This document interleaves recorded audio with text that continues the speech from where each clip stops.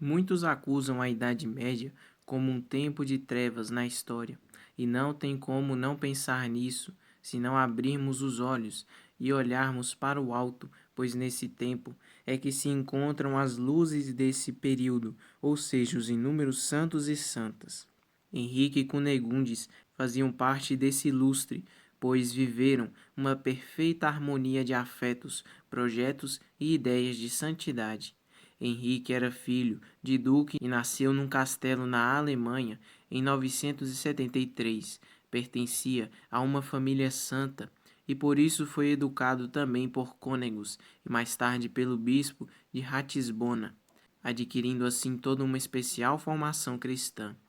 Conta-se que espiritualmente ele preparou-se intensamente para assumir o trono da Alemanha, mas isto sem saber, pois ainda jovem sonhara com estas breves palavras, entre seis, e com isto interpretou primeiramente que teria 6 dias antes de morrer.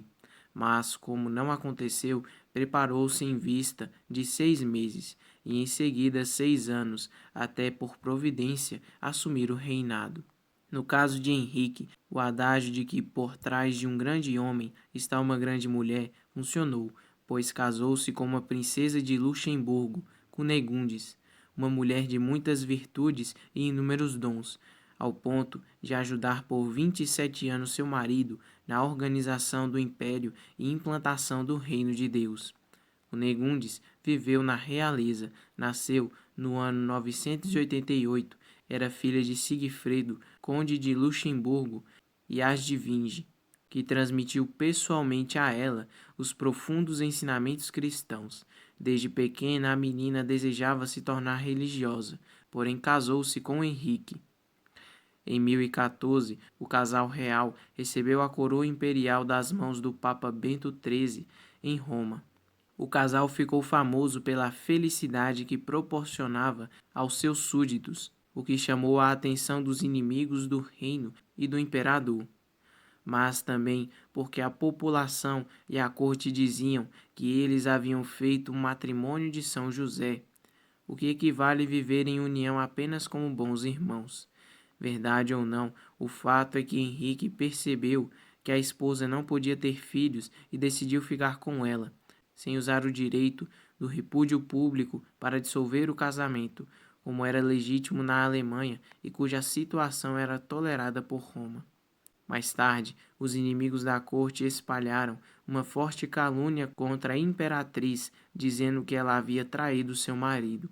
A princípio, os dois não se importaram, mas os boatos começaram a rondar o próprio palácio e Cunegundes resolveu acabar com a maledicência. Numa audiência pública, negou a traição e invocou Deus para comprovar que dizia a verdade.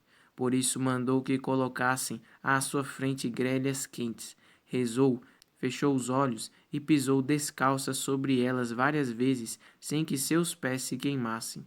Isso bastou para o imperador, a corte e o povo admirar ainda mais a santidade da imperatriz, que vivia trabalhando para atender os pobres e doentes, crianças e idosos abandonados, com suas obras religiosas assistenciais.